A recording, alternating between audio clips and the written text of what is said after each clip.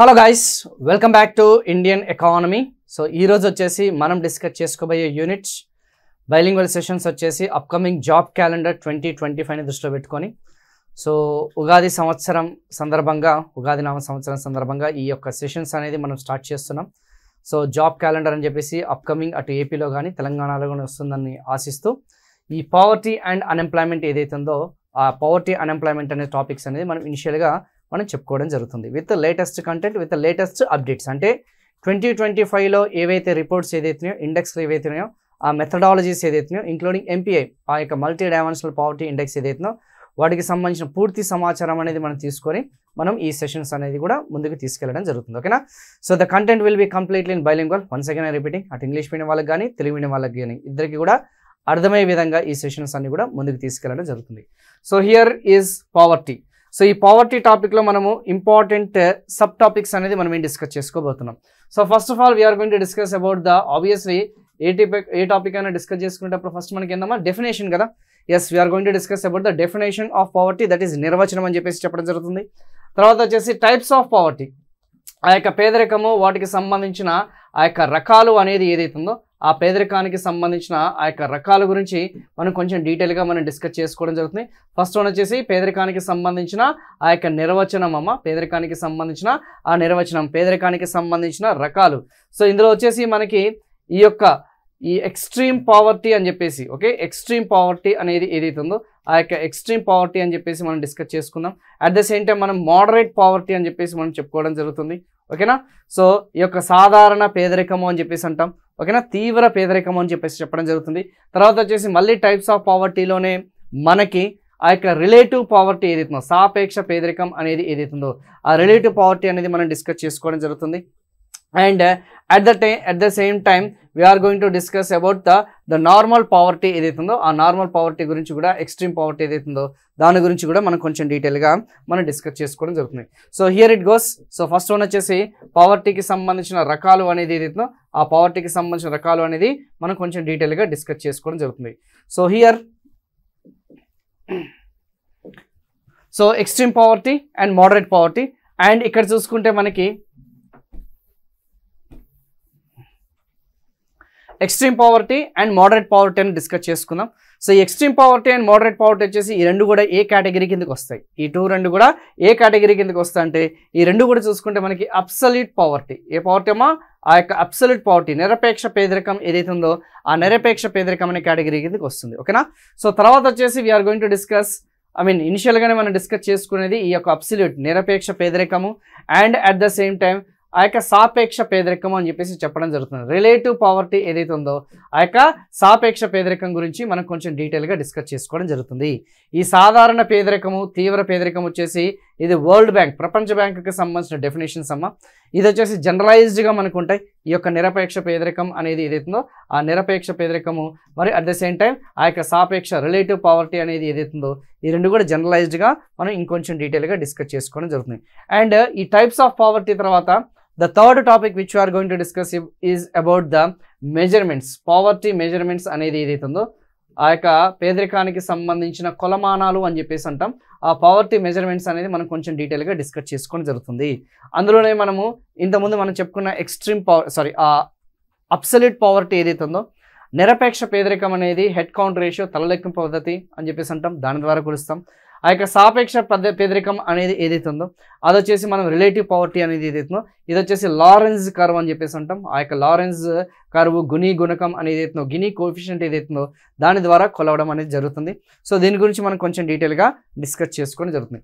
And పావర్టీకి సంబంధించిన ఫైనల్గా ఈ పావర్టీకి సంబంధించిన ఆ యొక్క ఏదైతుందో ట్రెండ్స్ అనేది ఉంటాయేమో ఆ ట్రెండ్స్ అనేది మనం కొంచెం డీటెయిల్గా డిస్కస్ చేద్దాం. అంటే ఒకప్పుడు చూసుకుంటే మనకి పేదరికం అనేది ఏ విధంగా అంచనా వేశారు, పావర్టీకి సంబంధించిన ట్రెండ్స్ అంటే పావర్టీకి సంబంధించిన ఆ కమిటీస్ అనమాట. ఆ గాడ్గిల్ కమిటీ అనేది ఏదైతుందో, అలగ్ కమిటీ అనేది ఏదైతుందో ఇలా కొన్ని పేదరికానికి సంబంధించిన లగ్దావాలా కమిటీ, సురేష్ టెండూల్కర్ కమిటీ, ఆ యొక్క Rangarajan committee, Hashim committee, Saxena committee, ఈ అరవింద్ పనాగారియాకి సంబంధించిన కమిటీస్ ఏదైతుందో పేదరికానికి సంబంధించిన ట్రెండ్స్, ఎంత పేదరికం అనేది కలిగి ఉంది భారతదేశంలో, వాళ్ళ మెథడాలజీస్ అనేది ఏదైతుందో, ఏ మెథడాలజీస్ వాటికి సంబంధించిన ఆ యొక్క మెథడాలజీస్ అనేది కూడా మనం కొంచెం డీటెయిల్గా మనం డిస్కస్ చేసుకోవడం జరుగుతుంది.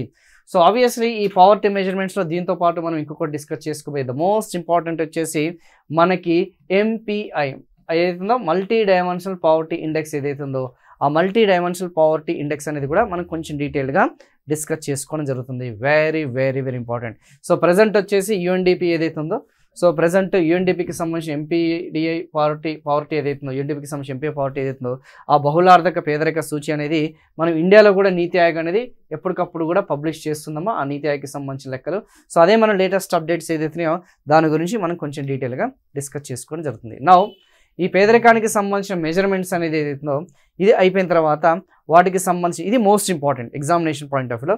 తర్వాత వచ్చేసి వాటికి సంబంధించిన కారణాలు అనేది విశ్లేషించుకోవడం జరుగుతుంది. ఆ రీజన్స్ అనేది ఏదైతుందో ఆ రీజన్స్ అంటే ఏదో పైన కాదమ్మా, జనరలైజ్డ్గా వచ్చేసి ఆ రీజన్స్ వచ్చేసి మనము ఇన్ డెప్త్ అనాలిసిస్ అనేది ఇస్తాం.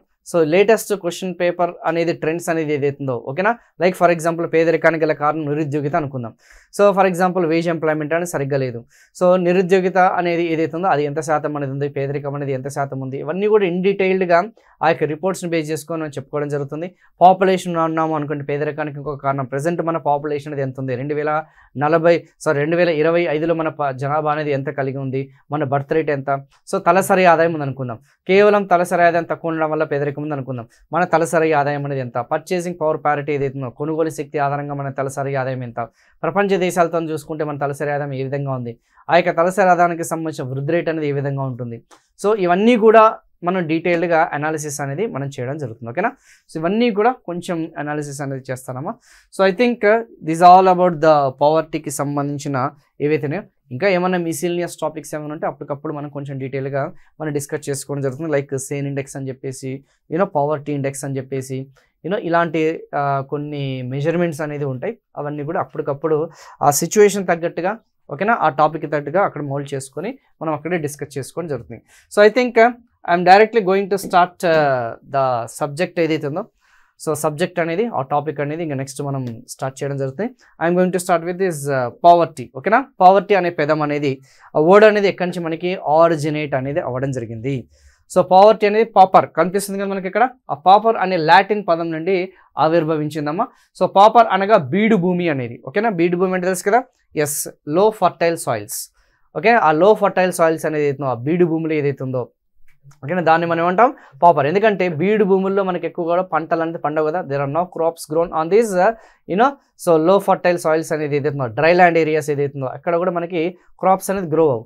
సో అందుకే ఆబ్వియస్లీ ఆ ప్రాంతంలో నివసించే వాళ్ళు ఎవరైతున్నారో, ఆ ప్రాంతంలో రిసైడ్ అయ్యే వాళ్ళని ఎవరైతున్నారో వాళ్ళని మనం పేదరికం అని చెప్పేసి మనం చెప్పడం జరుగుతుంది. ఇంకొక డెఫినేషన్ కూడా ఉందమ్మా, ఏంది, పునరుత్పత్తి సామర్థ్యం లేని పశువు అని కూడా అర్థం అనేది వస్తుంది. ఓకేనా, సో పునరుత్పత్తి అంటే ఏంది, రీప్రొడక్టివ్ అంటే జనరల్గా చూసుకుంటే మనకి ఇప్పుడంటే మనం అగ్రేరియన్ ఎకానమీ కానీ ఒకప్పుడు చూసుకుంటే మనం పాస్చరల్ ఎకానమీ. ఫర్ ఎగ్జాంపుల్ ఈ సింధు నాగరికత అనేది చూసుకుంటే, ఇండస్ వ్యాలీ సివిలైజేషన్ అనేది చూసుకుంటే మనది పాస్చరల్ ఎకానమీయా లేకపోతే అగ్రేరియన్ ఎకానమీయా? So obviously it is a pastoral economy.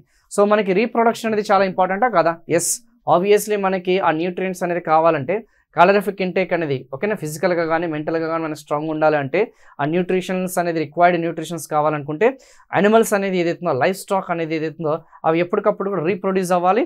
ఆ రీప్రొడ్యూస్ అయింది మళ్ళీ మనకి వెల్త్గా ఓకేనా, మనకి ఆరోగ్యం మనకి సహకరించే విధంగా ఉండాలి. ఓకేనా, సో కానీ అలా లేని ఏదైతే కుటుంబం ఏదైతుందో, అలా లేని ప్రాంతం ఏదైతుందో దాన్ని మనం పావర్టీగా మనం పిలిచడం జరుగుతుంది. ఓకేనా, కొంచెం చూసుకున్నాము. సో దీనికి సంబంధించిన డెఫినేషన్ ప్రపంచంలో ఎక్కడా కూడా పేదరికానికి సంబంధించిన సరైన నిర్వచనం, there is no clear cut definition for poverty because the poverty definition will be varying from place to place. ప్రాంతాన్ని బట్టి అది మారుతుంటుంది దాని యొక్క అర్థం అనేది. And it will be varying from place to ప్లేసే కాదు, section to section or group to group. ఒక యొక్క ఏదైతే మనం చెప్పుకున్న గ్రూప్కి ఇంకొక గ్రూప్కి, ఒక వర్గానికి ఇంకొక వర్గానికి మధ్య ఉన్న తేడాలు ఏదైతేనో maybe rich class poor class అని కూడా అనొచ్చు. లేదంటే ఒక ప్రాంతం నుంచి ఇంకొక ప్రాంతం, దేశమే కాకుండా ఒక ప్రాంతంలో నివసిస్తున్న వాళ్ళకి ఇంకొక ప్రాంతంలో నివసిస్తున్న వాళ్ళకి వైరుధ్యాలు అనేది ఉంటాయి, ఆబ్వియస్లీ వేరియేషన్స్ అనేది ఉంటాయి. సో అందుకే there is no clear cut definitions. ఓకేనా, ఫర్ ఎగ్జాంపుల్ ఇప్పుడు మనము గ్రామీణ ప్రాంతాల్లో చూసుకుంటేనమ్మా, గ్రామీణ ప్రాంతాల్లో ఉన్నవాడు ఏమనుకుంటాడు, భూమి లేనివాడు ఏమనుకుంటాడు, భూమి కలిగిన వాడు రిచ్ క్లాస్ అనుకుంటాడు. అదే రిచ్ క్లాస్ భూమి కలిగిన వాడు ఎవడైతున్నాడు, 3 ఎకరాలు 4 ఎకరాలు ఉన్నాడు, నా దగ్గర 20 ఎకరాలు లేదు, 30 ఎకరాలు లేదు, 40 ఎకరాలు లేదని చెప్పేసి వాడు ఫీల్ అవుతుంటాడు నేను పేదరికం అని చెప్పేసి. So obviously within this rural కమ్యూనిటీలోనే మనకి ఆ పావర్టీ డెఫినేషన్ అది వేరీ అవుతుంది. మరి ఎవడైతే ఆ యొక్క 30 ఎకరాల ఆసామి కలిగిన వాడు ఎవడైతున్నాడో వాడు ఒక్కసారి సిటీకి వచ్చాడు అనుకుందాం. Let us assume he has come to the city. ఇక్కడ వచ్చేసి పెద్ద పెద్ద బంగ్లాలు, పెద్ద పెద్ద బిల్డింగ్లు చూస్తే వాడేమనుకుంటాడు, అరే నా ఊర్లో నేను మంచి బతుకుతున్నాను అనుకుంటున్నాడు, కానీ ఇక్కడికి వచ్చేసరికి మాత్రం obviously I'm a poor feel అని చెప్పేసి వీడు అనుకుంటాడు. ఎవడైతే సిటీలో ఉన్నాడో వాడేమనుకుంటాడు, ఆబ్వియస్లీ జూబ్లీ హిల్స్, బంజారా హిల్స్, గచ్చిబౌలి లాంటి ప్రాంతాల్లో నాకు బంగ్లా లేదు, నాకు కార్ లేదు, లగ్జరీ లేదు, నేను పేదవాడని వీడు ఫీల్ అవుతుంటాడు. ఈ జూబ్లీ హిల్స్ ఉన్నాడు ఏం ఫీల్ అవుతుంటాడు, నేను అమెరికాలో లేను, అక్కడ మంచి మంచి ఎస్టేట్లు ఉంటాయి, అక్కడ మంచి లగ్జరియస్ లైఫ్ అనేది ఉంటుంది, సో అక్కడతో కంపేర్ చేస్తే నేను పేదవాడని వీడు అనుకుంటాడు. సో ఆబ్వియస్లీ ఇక్కడ మీరు అబ్జర్వ్ చేయాల్సింది ఏంటంటే మన చుట్టుపక్కల ఉన్న ఆ యొక్క లైఫ్ అనేది ఏదైతుందో, ఆ ఈవెంట్స్ అనేది ఏదైతుందో, సో అక్కడ క్లియర్గా మనం అబ్జర్వ్ చేస్తే we can assume that there is no clear cut definition for poverty, including me. నేను కూడా అదే ఫీల్ అవుతా. సో నాకంటే బెటర్గా ఎవరైతే వెల్త్ ఎవరైతే ఉందో, నాకంటే బెటర్గా మంచి ఆ డూప్లెక్స్ ఇల్లు కట్టుకున్నారో, మంచి మంచి లగ్జరీస్ కాలేదో వాడు రిచ్ క్లాస్ అనుకుంటా, నేను పూర్ క్లాస్ అనుకుంటా. నాతో కంపేర్ చేసుకుంటే మీరు కూడా అదే అనుకుంటారు. సో అందుకే ప్రపంచంలో ఎక్కడ కూడా there is no clear cut definition for poverty అనే సంగతి గుర్తుపెట్టుకోండి, ఓకేనా. So anywhere in the world. కాకపోతే మనకి యూనివర్సల్ అనేది ఒక డెఫినేషన్ అనేది ఉండాలి కదా, ఒక సార్వత్రిక వయోజన ఆ యొక్క వివరణ అనొచ్చు, లేకపోతే అర్థం అనొచ్చు, నిర్వచనం అనేది ఉంటుంది. సో ఆ నిర్వచనం అనేది ఒకసారి మీ అందరికీ కూడా జనరలైజ్డ్గా చెప్తాను, అందరికీ అప్లై చేసే విధంగా. Those who doesn't have any basic needs, okay, ఆ బేసిక్ ఫెసిలిటీస్, ఆ బేసిక్ నెసెసిటీస్ అనేది ఎవరైతే ఉన్నారో, ఎవరికైతే ల్యాకింగ్ ఎవరైతే ఉన్నారో వాళ్ళని పావర్టీ అంటాం. అంటే ఒక రెస్పెక్టబుల్ లైఫ్, ఒక హానరబుల్ లైఫ్ కూడా లీడ్ చేయలేని వాళ్ళు, అంటే ఒక గౌరవప్రదమైన జీవనం అనేది కూడా కొనసాగించని వ్యక్తి ఎవరైతే ఉన్నారో ఆ కుటుంబం ఏదైతుందో దాన్ని మనం పేదరిక కుటుంబం అని చెప్పేసి మనం చెప్పొచ్చు.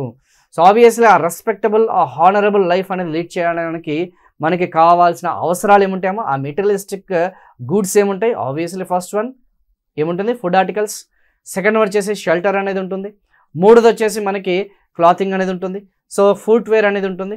బేసిక్ డ్యూరబుల్ గుడ్స్ అనేది ఉంటాయి. Basic education, basic health care.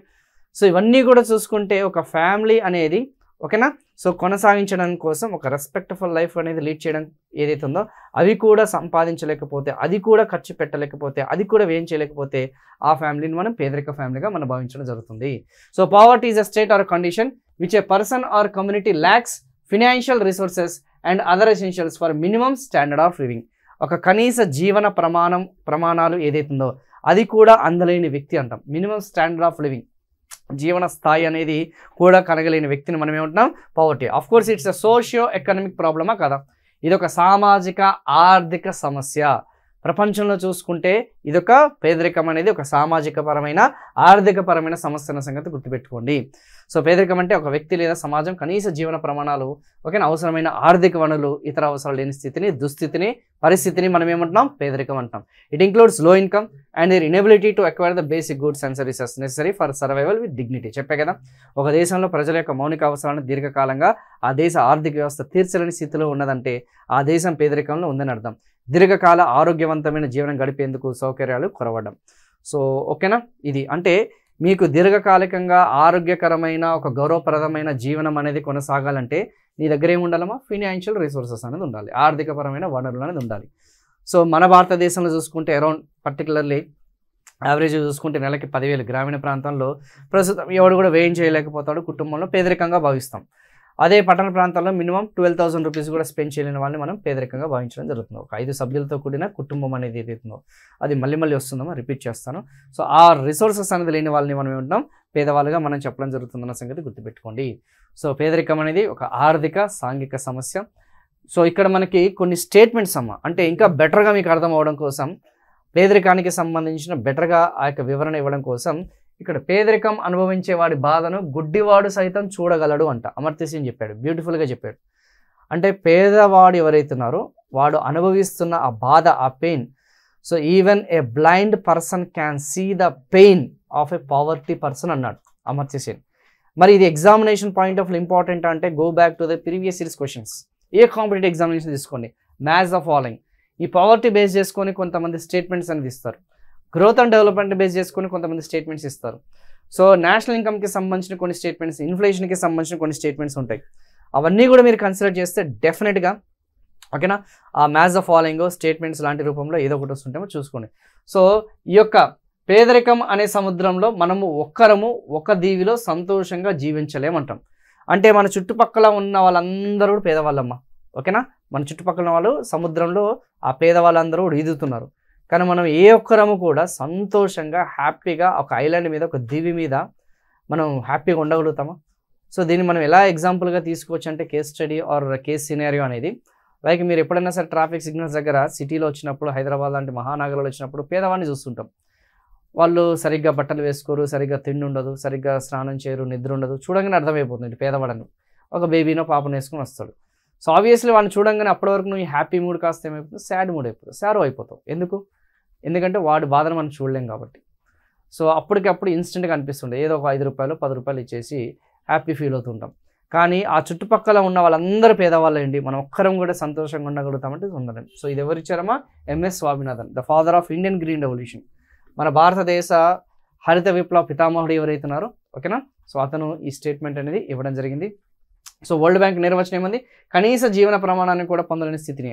So those who doesn't have minimum basic needs, minimum basic standards in order to lead a honourable respectable life, ఓకేనా. Minimum stand of basic needs లేని వాళ్ళని మనం పేదరికం అని చెప్పేసి మనం చెప్పడం జరుగుతుందమ్మా. అది కొంచెం చూసుకోండి, ఓకేనా.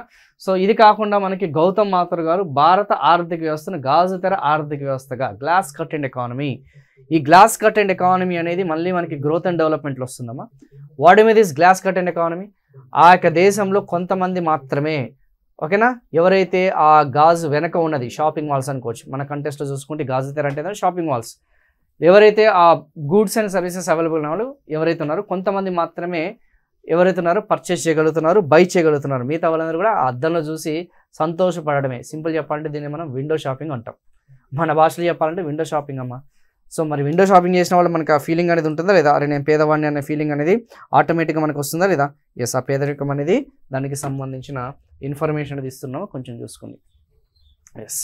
So poverty estimations in India is now carried out by Niti Aayog's task force through the calculation of poverty line based on the data captured by NSO under the Ministry of. So ప్రస్తుతం వచ్చేసి మన భారతదేశంలో పేదరికాన్ని ఎప్పటికప్పుడు కూడా publish చేసేది ఎవరమ్మా? నీతి Aayog, national institution for transforming India అనేది ఏదైతుందో పేదరికం అనేది అంచనా వేస్తుంది. సో ఆబ్వియస్లీ వీటికి సంబంధించిన అథారిటీ ఏంటి అవన్నీ కూడా కొంచెం డీటెయిల్స్ అంతా కూడా తర్వాత చెప్తానమ్మా. ఎందుకంటే మధ్యలో ఎన్ఎస్ఎస్ఓ వస్తుంది, దాని నుంచి మనం ఎన్ఎస్ఓ వచ్చింది, ఎన్ఎస్ఓ వచ్చేసి మోస్ట్లీ మినిస్ట్రీ కిందకి వస్తుంది. అవి మనకి కొంచెం స్లోగా గ్రాడ్యువల్గా చెప్పుకున్నాం. సో ఇక్కడ చూడగానే మనకు అర్థమైపోతుంది పేదవాళ్ళు ఎవరు అని చెప్పేసి. ఈ పిక్చర్ చూడగానే మనకి చాలా క్లియర్ కట్గా మనకు అర్థమైపోతుంది. As you can see clearly. Yes. So అలా మనము ఏ ఒక్కరు కూడా మనం హ్యాపీగా ఉండలేమని చెప్పేసి కొన్ని స్టేట్మెంట్స్కి తగ్గట్టుగా చెప్పే కదా, వీళ్ళు హ్యాపీ పర్సన్స్, చుట్టుపక్కల ఉన్న వాళ్ళందరూ కూడా పేదవాళ్ళు ఉంటే నువ్వు హ్యాపీగా ఉండగలుగుతా అంటే హ్యాపీగా ఉండలేమని చెప్పేసి మనకి ఇక్కడికి చెప్తుంది. గుడ్డివాడు సైతం ఓకే చూడగలుగుతాడు. ఆ యొక్క పేదరికానికి సంబంధించిన పెయిన్ ఏంది, ఆ బాధ ఏంది అనేది క్లియర్గా ఉంది. So the glass curtain economy, a state in which a small proportion of the total population enjoy consumption standard. చెప్పే కదా, ది గ్లాస్ కర్టెన్ ఎకానమీ మొత్తం జనాభాలో ఒక చిన్న భాగం, కొంత భాగం, ఉదాహరణకి 10% లేదా అంతకంటే తక్కువ ఏదైనా అభివృద్ధి చెందిన ఆర్థిక వ్యవస్థలో అందుబాటులో ఉన్న వినియోగ ప్రమాణాలు అనుభవిస్తుండగా మిగిలిన వారు నిస్సహాయంగా వారు అలా చేయడం చూస్తూ ఉండడం. నిస్సహాయత, ఇక్కడ హెల్ప్లెస్నెస్, ఏమి కొనలేరు వాళ్ళు, కనీస అవసరాలు కూడా తీర్చుకోలేని ఎవరైతే ఉన్నారో దాన్ని మనం ఏమంటాం? ఎస్, గ్లాస్ కర్టెన్ ఎకానమీ అని చెప్పేసి మనం చెప్పడం జరుగుతుంది. Very very very very important.